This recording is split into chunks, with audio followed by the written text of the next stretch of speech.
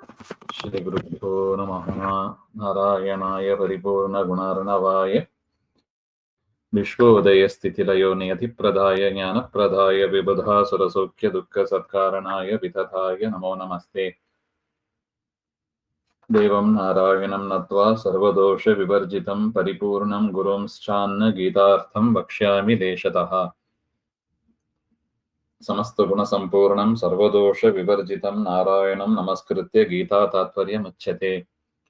नारायणं सुरगुरुं जगदेकनाथं भक्तप्रियं सकललोकनमस्कृतं च त्रैगुण्यवर्जितमजं विभुमाध्यमीशं वन्दे भवघ्नममरासुरसिद्धवन्द्यम्। नारायणं नमस्कृत्य नरं चैव नरोत्तमं देवीं सरस्वतीं व्यासं ततो जयमुदीरयेत्। कृष्णाय वासुदेवाय हरये परमात्मने प्रणतः क्लेशनाशाय गोविन्दाय नमो नमः। ಶ್ರೀಗುರುಭ್ಯೋ ನಮಃ. ಇಲ್ಲಿ ತನಕ ಭಗವದ್ಗೀತೆಯ ಮೊದಲನೇ ಅಧ್ಯಾಯದ ಸಾರವನ್ನ ನಾವು ನೋಡಿದ್ದೀವಿ. ಅರ್ಜುನ ವಿಷಾದ ಯೋಗ, ಅದರ ಸಾರವನ್ನ ನೋಡೋಣ. ಅರ್ಜುನ ವಿಷಾದ ಯೋಗ ಅಂದ್ರೆ ಅರ್ಜುನನ ಮನಸ್ಸಿನ ದುಃಖ, ಅವನಿಗೆ ಆದ ದುಃಖವನ್ನ ತಿಳಿಸಿಕೊಡುವ ಅಧ್ಯಾಯ ಇದು. ಅದರಿಂದ ಈ ಅಧ್ಯಾಯಕ್ಕೆ ಅರ್ಜುನ ವಿಷಾದ ಯೋಗ ಅಂತ ಹೆಸರು.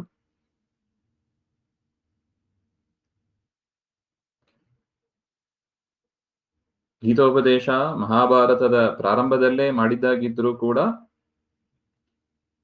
ಸಂಜಯ ಧೃತರಾಷ್ಟ್ರನಿಗೆ ಈ ವಿಚಾರವನ್ನ ಹೇಳೋದು 10ನೇ ದಿವಸ ರಾತ್ರಿ ಭೀಷ್ಮಾಚಾರ್ಯರ ಬಿದ್ದ ಮೇಲೆ ಈ ವಿಚಾರವನ್ನ ಸಂಜಯ ಯುಧಿಷ್ಠಿರನಿಗೆ ತಿಳಿಸ್ತಾ ಇದ್ದಾರೆ.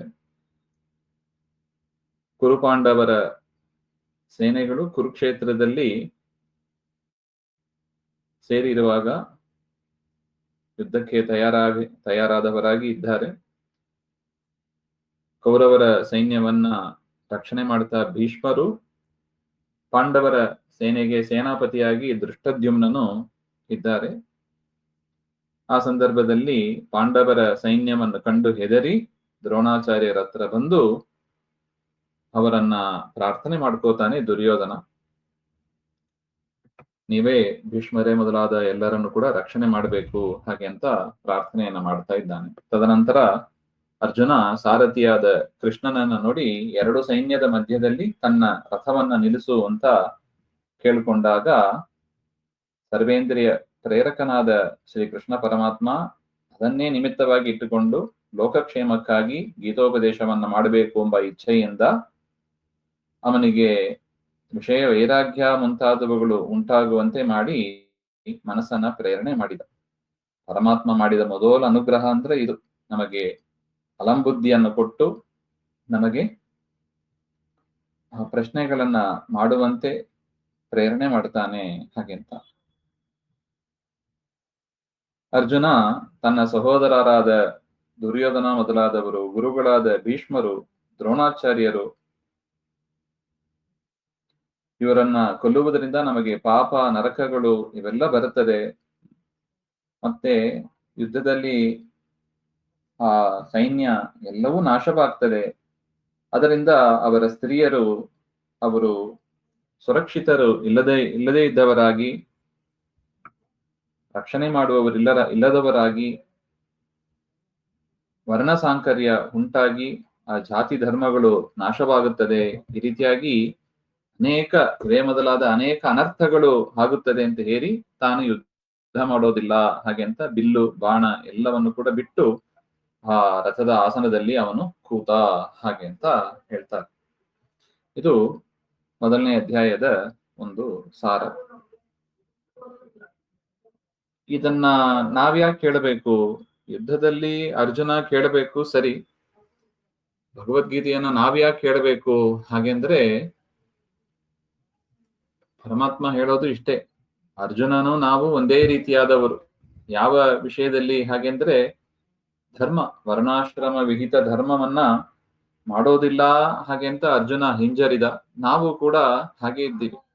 ಪರಮಾತ್ಮ ನಮಗೆ ವಿಹಿತವಾದದ್ದನ್ನು ಹೇಳಿದ್ದಾನೆ, ನಾವೇನ್ ಮಾಡಬೇಕು ಅಂತ ಹೇಳಿದ್ದಾನೆ.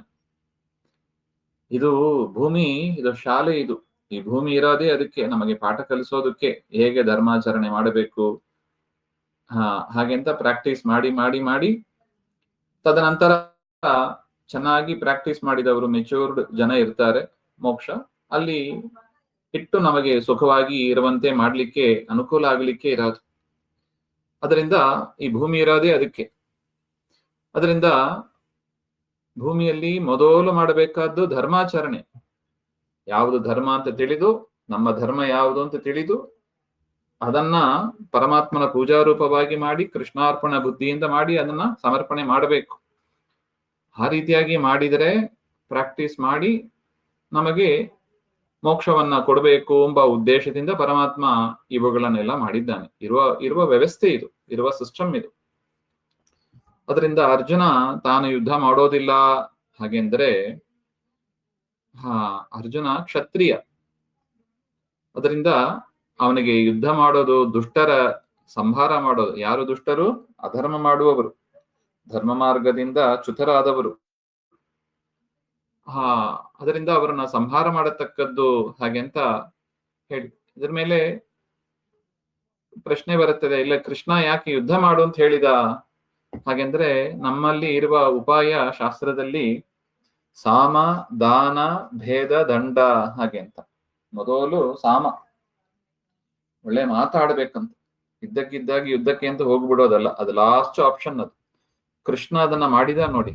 ದುರ್ಯೋಧನನಿಗೆ ತಾನೇ ಬಂದು ರಾಯಭಾರಿಯನ್ನು ಮಾಡಿ ದೂತನಾಗಿ ಬಂದು ಹೇಳ್ತಾನೆ, ಪಾಂಡವರಿಗೆ ಅವರಿಗೆ ವಿಹಿತವಾದದ್ದನ್ನು ಕೊಡು, ಇಲ್ಲ ಅಂತಾನೆ.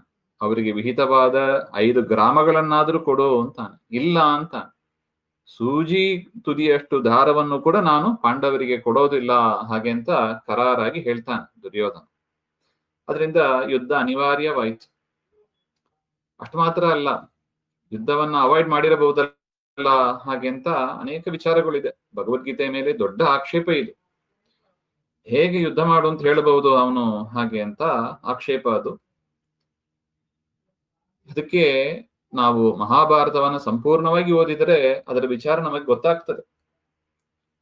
ಪರಮಾತ್ಮ ರಾಯಭಾರಿಯಾಗಿ ಹೇಳಿದ್ದು, ಅದನ್ನ ದುರ್ಯೋಧನ ಅವಮಾನ ಮಾಡಿದ್ದು, ಕೃಷ್ಣನನ್ನೇ ಕಟ್ಟಿ ಹಾಕ್ತೀನಿ ಅಂತ ಆ ಸಂದರ್ಭದಲ್ಲೇ ಮಾಡಿದ್ದು, ಪ್ರಯತ್ನ ಪಟ್ಟದ್ದು ದುರ್ಯೋಧನ. ಆಗೋದಿಲ್ಲ, ಅದು ಬೇರೆ ವಿಚಾರ.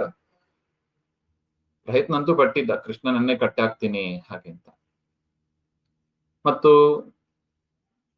ಅನೇಕ ಬಾರಿ ಭೀಷ್ಮರು ಆ ಮಾತನ್ನು ಹೇಳ್ತಾರೆ. ಭೀಷ್ಮ ಹೇಳ್ತಾರೆ, ವಿದುರ ಹೇಳ್ತಾರೆ, ಪಾಂಡವರಿಗೆ ಅವರಿಗೆ ವಿಹಿತವಾದದನ್ನ ಕೊಟ್ಟು ಬಿಡು, ಅವ್ರ ಜೊತೆಗೆ ಯುದ್ಧ ಮಾಡಬೇಡ ಹಾಗೆ ಅಂತ. ಕೇಳೋದಿಲ್ಲ, ಕೃಷ್ಣನ ಮಾತು ಕೇಳೋದಿಲ್ಲ, ಭೀಷ್ಮರ ಮಾತು, ಹಿರಿಯರ ಮಾತು, ಯಾರ ಮಾತು ಕೇಳೋದಿಲ್ಲ ದುರ್ಯೋಧನ. ನಾವು ಹಾಗೆ ಇರ್ತೀವಿ ನೋಡಿ. ದೊಡ್ಡವರು ಹೇಳಿದ್ರೆ ಕೇಳಬೇಕು.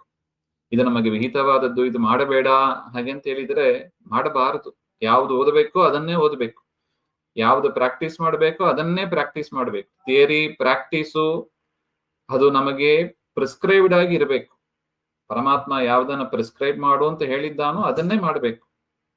ಯಾವ್ದು ಪ್ರಿಸ್ಕ್ರೈಬ್ಡ್ ಸಿಲೆಬಸ್ ಅಲ್ವೋ ಅದನ್ನ ಓದಬಾರದು, ನಾವು ಅದನ್ನ ಪ್ರಾಕ್ಟೀಸ್ ಮಾಡಬಾರದು. ಆದರೂ ದುರ್ಯೋಧನನಂತೆ ನಾವು ಕೂಡ ಹರಿವಾಯು ಗುರುಗಳ ವಿರುದ್ಧ, ಅವ್ರು ಹೇಳಿದ್ದನ್ನ ಕೇಳೋದಿಲ್ಲ, ಥಿಯರಿ ಕೇಳೋದಿಲ್ಲ, ಪ್ರಾಕ್ಟೀಸು ಮಾಡೋದಿಲ್ಲ. ಥಿಯರಿ ಕೇಳಿದ್ರೆ ತಾನೇ ಫಸ್ಟ್ ಪ್ರಾಕ್ಟೀಸ್, ನೆಕ್ಸ್ಟ್ ಪ್ರಾಕ್ಟೀಸ್ ಮಾಡ್ಲಿಕ್ಕೆ ಆಗ್ತದೆ. ಅದರಿಂದ ಥಿಯರಿ ಪ್ರಾಕ್ಟೀಸು ಬಿಟ್ಟವರು ನಾವು, ಅದರಿಂದ ಒಟ್ಟು ಧರ್ಮ ಬಿಟ್ಟವರು, ಅದರಿಂದ ನಾವು ಸಂಸಾರದಲ್ಲಿ ಸುತ್ತಬೇಕಾಗ್ತದೆ. ಇದು ನಮಗೂ ದುರ್ಯೋಧನಾದಿಗಳು ಅಥವಾ ನಮಗೂ ಅರ್ಜುನನಿಗೂ ಇರುವ ಒಂದು ಸಿಮಿಲಾರಿಟಿ. ದುರ್ಯೋಧನನು ಕೊಡಲ್ಲ ಅಂತ ಹೇಳಿದವ, ಅರ್ಜುನನು ಯುದ್ಧ ಮಾಡಲ್ಲ ಅಂತ ಹೇಳಿದವ. ಅದರಿಂದ ಅವರಿಬ್ಬರ ವಿಷಾದವೂ ಕೂಡ ಇಲ್ಲಿ ಬಂದಿದೆ. ಆರಂಭದಲ್ಲಿ ಬಂದದ್ದು ದುರ್ಯೋಧನನ ವಿಷಾದ, ಅನಂತರ ಬಂದದ್ದು ಈ ಅಧ್ಯಾಯದಲ್ಲಿ ಅರ್ಜುನನ ವಿಷಾದ. ಅಲ್ಲ, ನಾವ್ಯಾಕೆ ಕೇಳಬೇಕು ಹಾಗೆಂದ್ರೆ ನಾವು ಹಾಗೆ ಇದ್ದೀವಿ ನೋಡಿ. ಅದರಿಂದ ನಮ್ಮನ್ನ ರಿಪೇರಿ ಮಾಡಬೇಕಾಗಿದೆ. ಈಗ ದೇವರೇ ಮಾಡ್ಬೇಕು ಅದನ್ನು. ಒಳಗಿದ್ದು ಪ್ರೇರಕ ಮನಸ್ಸನ್ನು ಕೊಟ್ಟು, ಬುದ್ಧಿಯನ್ನು ಕೊಟ್ಟು ದೇವರು ಪ್ರೇರಣೆ ಮಾಡ್ತಾನೆ. ಅದಕ್ಕೆ ಬೇಕಾಗಿರುವ ವಿಚಾರಗಳನ್ನ ಮುಂದಿನ ಅಧ್ಯಾಯಗಳಲ್ಲಿ ಕೊಡ್ತಾನೆ. ಅದರಿಂದ ಈ ಮೊದಲನೇ ಅಧ್ಯಾಯಕ್ಕೂ ನಮಗೂ ತುಂಬಾ ಕನೆಕ್ಟಿವಿಟಿ ಇದೆ, ರೆಲೆವೆನ್ಸ್ ಇದೆ, ತುಂಬಾ ರೆಲೆವೆಂಟ್ ಆದದ್ದು ನಮಗೆ ಹಾಗೆಂಬ ಒಂದು ವಿಚಾರವನ್ನ ಇಲ್ಲಿ ನಾವು ಮನಸ್ಸಲ್ಲಿ ಇಟ್ಕೋಬೇಕು ಅಂತ ಹೇಳ್ತಾ, ನಾಳೆ ಮತ್ತೆ ಸೇರಿದಾಗ ನೋಡೋಣ. ಶ್ರೀಮದ್ ದುರಾಂತರ್ಗತ ಶ್ರೀಕೃಷ್ಣ ಅರ್ಪಣಮಸ್ತು. ಶ್ರೀ ಹರೇ ನಮಃ.